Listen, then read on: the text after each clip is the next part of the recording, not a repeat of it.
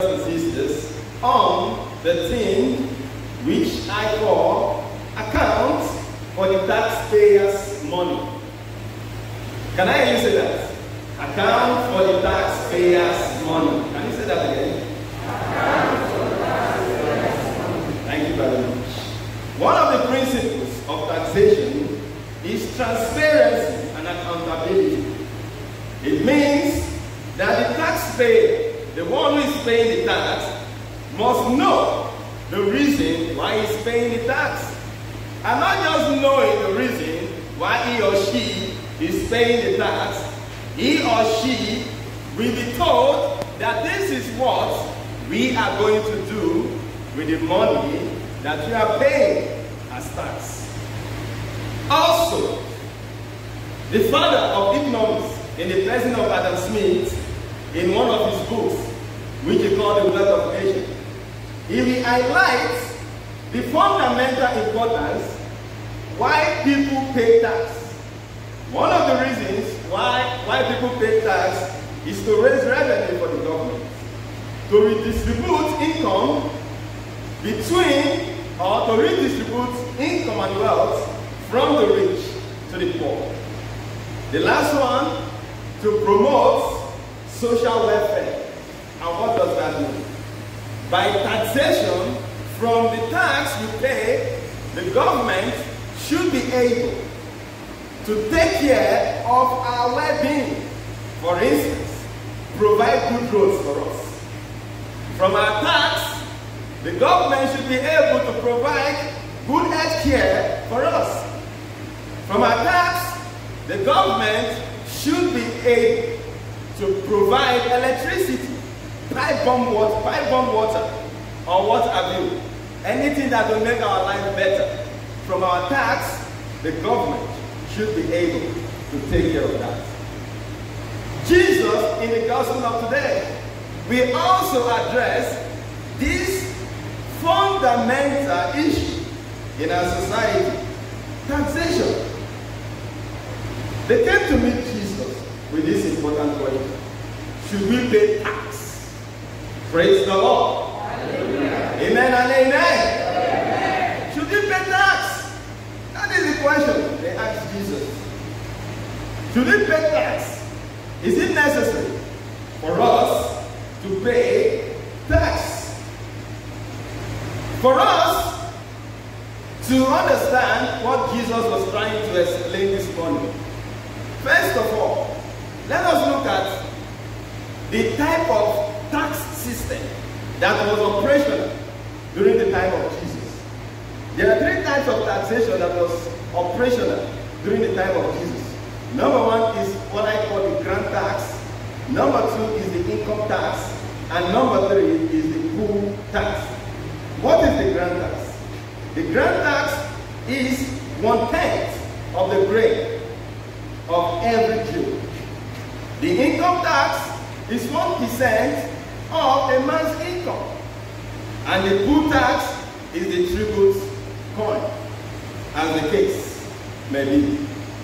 The question to Jesus today was fueled as a result of the problem between these two groups of people, the Pharisees and the Herodians. For the Pharisees, taxes should not be paid to Caesar. For the Pharisees, because God is seen as the supreme ruler, it therefore follows, or ipso facto, taxes should only be paid to God, in the case that it is being presented this morning. And for the Herodians, the government is the supreme ruler in the land, and therefore the person that tax should be paid to is the government. The Herodians and the Pharisees have been in this pandemonium or this confusion for a very long time. In short, it is a problem between both of them. So they now have this opportunity to ask. And look at the premises again. We know you fear no man, Jesus. We know the position is God's position. Now tell us, what should we do? Should we pay tax to Caesar or we should not? And Jesus will present a coin to them and say, give to Caesar what belongs to Caesar, and to God what belongs to God. Amen and amen. Amen. Praise the Lord. Another problem that was also operational during this time is that there is a problem of misappropriation of the money that is being paid to the government. And that is why during the time of Jesus, you see tax collectors, we are seen as the most corrupt people in the society. You can, if you have to categorize them in our present world, in the Nigeria of today, you will say the easiest people to categorize the tax collectors with in today's Nigeria will be the politicians. And because of the misappropriation of the taxes that have been paid, these people find it difficult to, why should we continuously pay tax to these people when we know they cannot manage the tax that we pay to them very well? Today, when you look at the situation that these two groups of people we are trying to sort out, you will see that it is not different from what is happening in our Nigeria of today. You and I, one way or the other, we pay tax. Amen and amen. Amen. Don't you pay tax? Don't you? We pay tax. And the tax that we pay, according to what is ought to be, the taxes should be used for our well-being. It means by the tax we pay, we are supposed to have access to good roads. We are supposed to have access to good health care. We are supposed to have everything available for us. Now, you and I, we are taxpayers. Let us look at our country, Nigeria, once again, when it comes to, if truly the money we pay for tax, if the government is really using it, you will also come to discover what was operational during the time of Jesus is also operational in our own time. Let us go to the Niger Delta. It is in the Niger Delta that the government collects tax from the oil companies that explore our oil. But in the Niger Delta itself, is there development there? No. Let us not go far. Let us come to this your oasis, this area where your church is. Let us come to this our own area that we are, from here down to Badagry. You will come to accept with me that this area that we are supposed to enjoy more of social amenities than any other area in Lagos. Now let me tell you what I'm talking about. When you go to a place like Agbara, you have a lot of industries there. And you have, if not the majority of the industries that you have in that area, there is nobody in this country, Nigeria, that is not using a product that is coming out from one of the companies in those areas. But when you go to a place like Agbara, brothers and sisters, the first thing that will shock you is the bad state of the road in that area. And every day, what do you see? You keep seeing different accidents happening.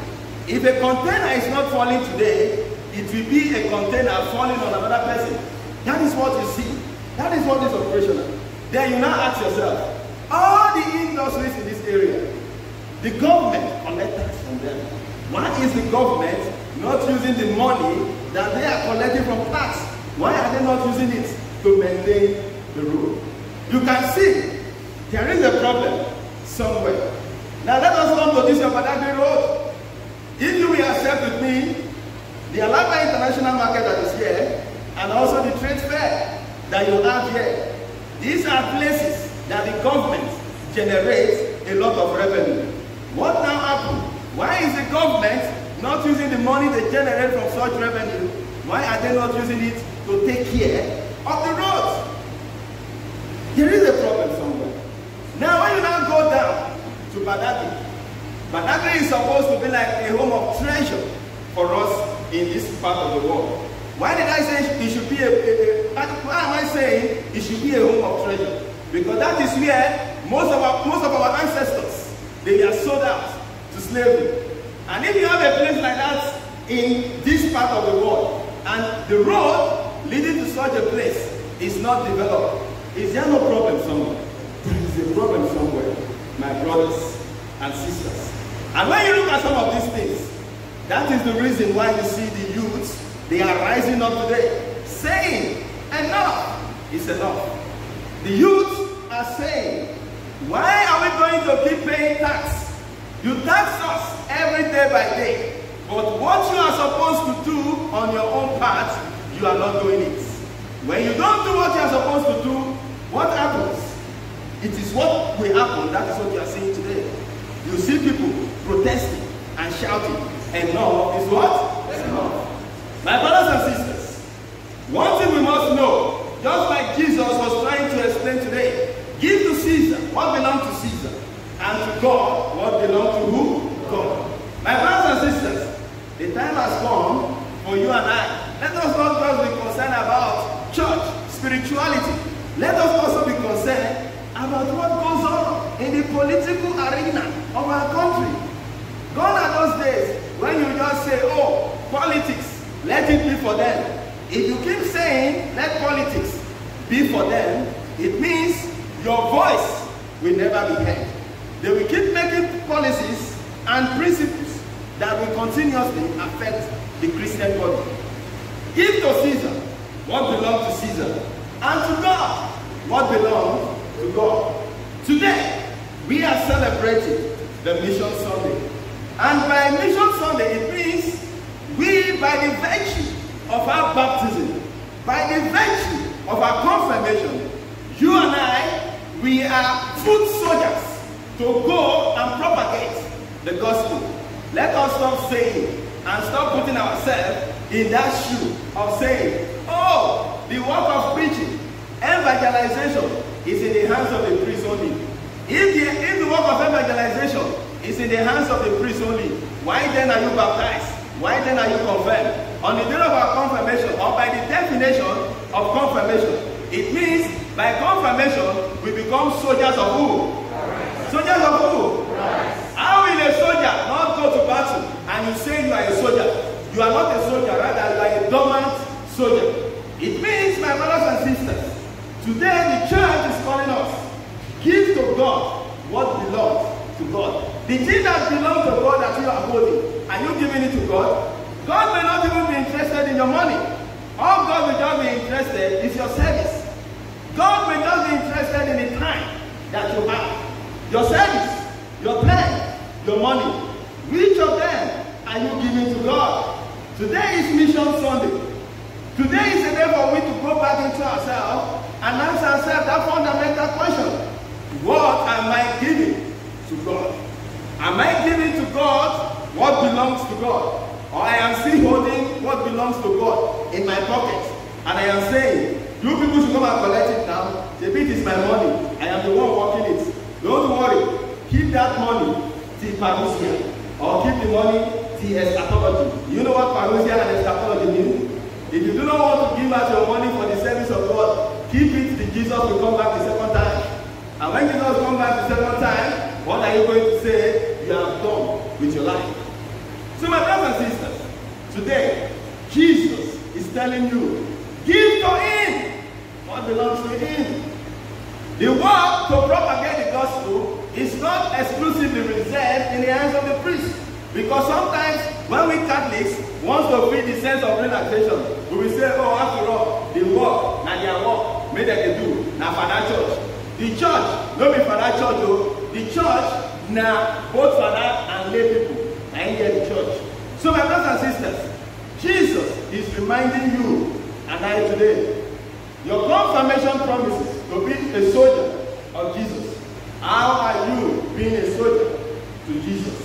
How are you carrying out your work of evangelization? How are you making people to know about Jesus? How are you giving to God what belongs to God? That is the question that Jesus is asking. There are different ways we can become missionaries. Some people will go to the mission by giving themselves. Just like we, your priests, we have gone to the mission by giving ourselves. Some of you may not give, some of you may not want to give yourself, but you can still contribute to the mission.